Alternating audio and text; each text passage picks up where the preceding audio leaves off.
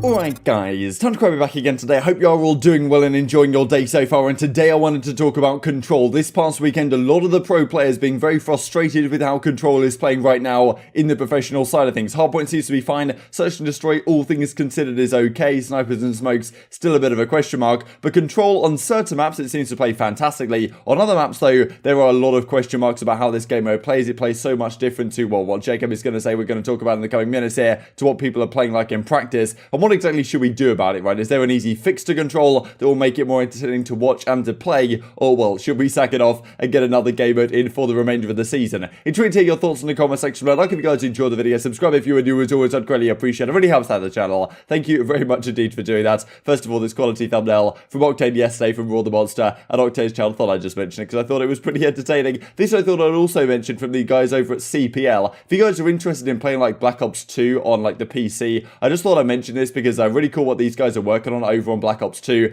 and obviously a legendary game that I thought deserved some love, especially given some of these maps might be coming back to the new title. So if you guys are interested in these guys, like ranked play system they've got going on, their practice stuff as well, honestly really cool. ELO ranking system, autonomous matchmaking, dedicated servers, anti-cheat in the game, all this type of stuff. And well, if you want to find out more, the link will be down below. If if you want to reminisce and play some Black Ops 2 in an actual decent environment where it's not filled with hackers like it tends to be unfortunately on the consoles nowadays. Let's talk about Control then. As Lionman says, checkmate Control just ain't it. We saw in that OpTic versus FaZe series that yeah, wasn't exactly the best thing to watch. I think there was also another match as well where one team did actually manage to win an offense, but yeah, wasn't exactly perfect. As you can see right here, Breaking Point say this is a Lionman's graphic at the time. Every single round was won by the defense, by timeout, and yeah, not exactly the most exciting thing to watch from a fan perspective, and also, well, from the pros to play, it's not exactly ideal, right? And I think what we saw a lot this weekend, and as Jacob was kind of hinting at maybe in this tweet right here, Control is being played so differently in every match compared to in scrims. Really what he's getting at here, and easyMac talks about this as well on the Breaking Point podcast, coming out later today over at the Breaking Point YouTube channel if you guys would like to keep an eye on that one. But what he talks about, and what Jacob is kind of implying here as well, is that in scrims, people they don't really care so much, like they'll just go into the hill, they'll try and like win every single round. Whereas in a proper match, if you're on checkmate Control offense,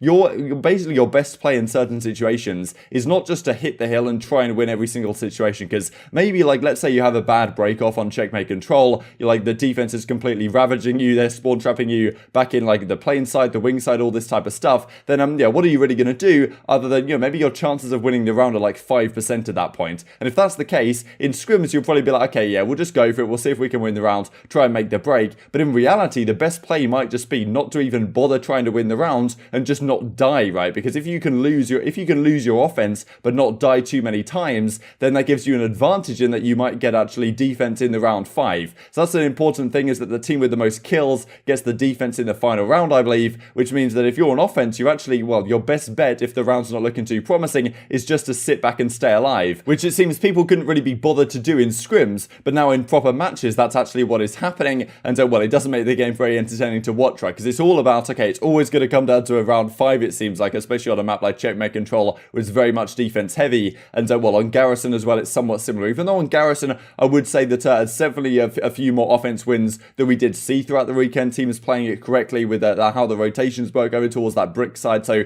I honestly kind of liked Garrison Control. Wasn't ideal. Like sometimes you do just get completely blowout rounds. And Raid, all things considered, was pretty good. So I think Raid right now plays pretty well, pretty balanced, all things considered. Checkmate is a bit of a disaster. And then Garrison is like okay, maybe slightly getting there. But yeah, is there a way that we can actually fix this game mode and make it better? Because that's the problem. When you've got one map which is kind of good and then two maps which are pretty questionable, any changes to the game mode might then, well, unbalance the one that's actually playing quite well. So, you know, maybe it's just a map issue at the end of the day. As Ake says, look, Control gotta go. Where is CTF? But as Octane says, the uplink disrespect on my timeline right now, as he says, uplink is by far and away the best game mode the Call of Duty has ever had. Definitely a phenomenal game mode. I don't know about the best game mode ever. I would probably give it to Hardpoint, but as Lightman says, like he makes this, I think he made this ages ago now on Miami, what uplink could potentially look like. There could be a way where you could have a little ramp or something in effect that it could work on boots on the ground. I don't really know. Obviously a game mode, the last time we saw it being played was in Infinite Warfare, and we had camo and stuff in that game as well, active camo, so it wasn't exactly ideal. But you know, at the end of the day, I think they did try it actually in World War II, a game mode called Gridiron. They put in right at the start where the portal was on the ground. You had to kind of throw the football in, but the pros didn't like it and they decided to play Capture the Flag instead in that game. That was before Control was introduced by Treyarch in Call of Duty Black Ops 4. So,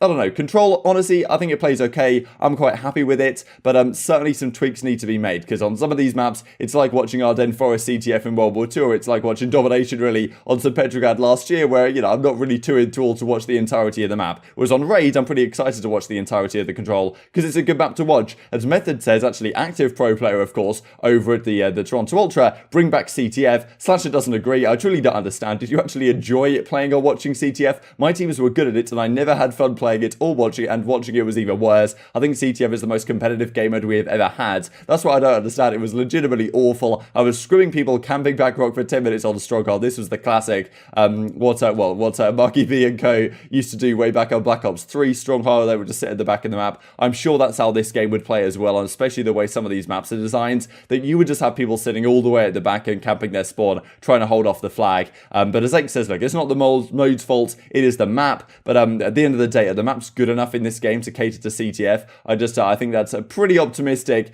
in the current state, right? If we do get Standoff back and Slums comes back, then all of a sudden we can look at, okay, well, maybe we just play Slums, Standoff, and Raids, and that's the 3-map capture the flag rotation, right? Maybe that's okay, but yeah, at the current time, I don't think the maps are going to play perfectly for this game mode for sure.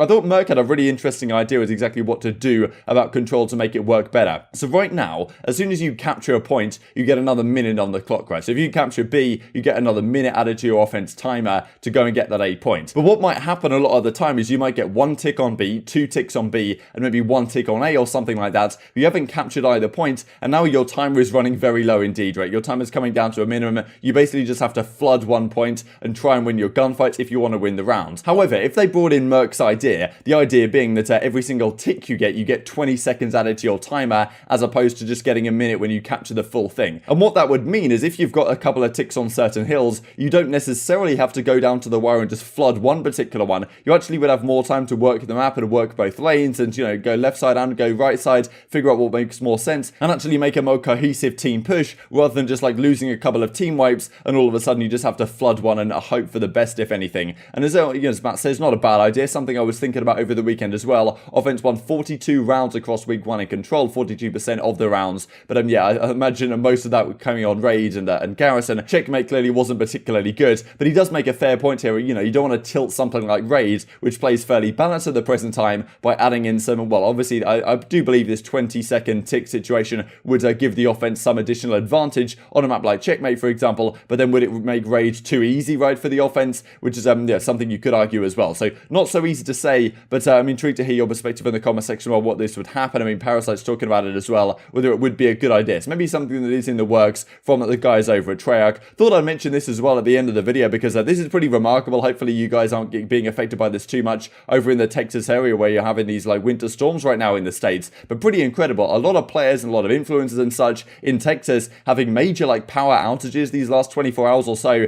and maybe it'll be fixed by the time this video goes live. But still, as Attach says in this video right here, scrims are basically GA for the week. We can't even scrim, we can't practice because we got no power, you know, everything's running out. And yeah, this is really, honestly, it could have some knock-on impact, right? Because you look at a team like, I mean, OpTic for Chicago, for example, just because we talked about their search and destroy yesterday, thinking, okay, like they need to practice their search and destroy, they clearly need to level it up. But if the power's out for a lot of these teams, who are they going to scrim against? Can they even scrim themselves? Yeah, not ideal. And especially given we have a 4-day like on, I suppose, we have 4 days on, 3 days off, it doesn't give a lot of time for these, well, players and teams to improve and to practice over the few days, especially with these power outages that are going on right now. It's not really something I've said before. This from TJHaLy, when my power comes back on, that being Donny Temp. And as attaches as well, power's been out for 15 hours last night, no internet, no heat, phone is about to die. Yeah, and as Slasher says, a pretty similar thing as well. Don't even have a car here to charge up my phone. So yeah, really difficult situation. Certainly hope all is resolved in the very near future. As Breaking Point say, I thought this was interesting as well. Lyman, well, made this lovely graphic yesterday. These are the group standings. I hadn't really seen anyone else tweeting about this, so I thought it was probably worth looking at. I think actually Rokkr should technically be above Dallas Empire, just because head to head, I think Rokkr should be second, Dallas should be third. Not exactly clear though exactly what the tiebreakers are going to be right here, and maybe we can mock up some sort of what the bracket would look like right now for the major if well, if everything stays as it is at the present time. But as LA Thieves actually number 1 in Group A, this is pretty incredible, right? I expected Dallas Empire to come in and not have many issues with this group at all. Not the case though. Rokkr are in well, third, actually technically be second, as I said, due to the head-to-head stuff. Seattle are down here as well, and then Royal Ravens at Subliners at the bottom of the group. So as it stands right now, the top 3 teams will go through to the winners side. So that'd be LA Thieves would get like the bye in the winners bracket, then Dallas and Rokkr would go like first round winners bracket, then on the other side it's FaZe that would get the bye, and Ultra and Chicago would get the kind of winners bracket slots, and then the other 14 or the other 3 teams in each pool would go down to and start in the losers bracket. So that's how everything sits right now. Pretty surprising, all things considered, at the end of week 1, and well, after week 2 I'm sure things will have changed significantly once again. Really intrigued to see how this weekend does go. Sensor says as well, I thought this was funny, every single time he does a tweet, he you know that like gif that people always do. It's not actually a gif, it's like a video that people always do in reply, and as he says, how do I get rid of this out of my mentions? I'm sick and tired of seeing it 1,000 times a day, 365 days a year. And maybe this will be something like a Streisand effect for Doug, because if I go down, we're probably going to see it a fair few times in the in the replies right here. So yeah, maybe it's going to happen even more than Sensor was hoping for. But yeah, maybe not an easy way to block this from his mentions. And just this from Crone to finish out the video. I've not been playing too much League play, but when I do, I will say that Search and Destroy and Control are relatively popular in the game mode rotation. Pretty interesting to see the community's perspective here. People tend to like playing hardpoint, but yeah, it seems like we only get Search and Destroy and Control. And well, obviously, basically by these votes on 23,000 votes, it would seem to believe, like you would seem to look at this and think that maybe the algorithm is favouring for whatever reason Search and Control in League play, which probably not the most fun game modes to play, all things considered. But maybe something like this could get fixed over time. Enjoy to hear your thoughts in the comment section, but I hope you guys enjoyed the video. If you did enjoy it, I'd greatly appreciate a like on the video. It really helps out the YouTube algorithm know you enjoyed this content. Other people like you may enjoy this content as well, and I've grown the competitive Call of Duty community. Thank you for watching as always, take care, and I will see you next time.